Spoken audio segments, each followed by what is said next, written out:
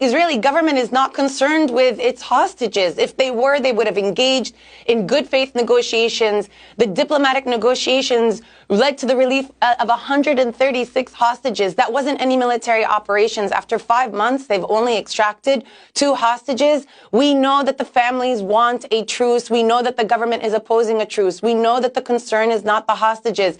Israel shot to kill 2 of them, 2 of their own, who were raising white flags and speaking in Hebrew, giving us an idea that this is not a legitimate war. This is a genocidal campaign of extermination. This is disproportionate, excessive force that is meant to terrorize a population that is telling them, you have no life here. There is no future here. You must leave.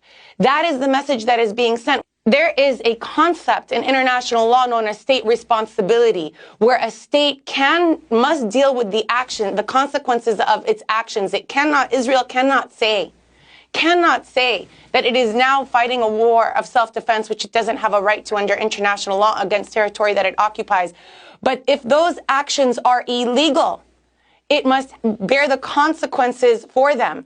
Israel has imposed a siege against international law for 17 years, imposed a prolonged military occupation for 56 years, imposed an apartheid regime, which is a crime against humanity, that the international community has said is an apartheid regime, and still asking the world for an exception and blaming the Palestinians as the assailants as it is committing a genocide, and now asking the world to let it commit genocide as a form of exception, that somehow it is like any other situation, and rather than meet that with the full force of diplomatic and international will to rebuff it, instead we're allowing Israel to create that exception, which will make none of the world safe.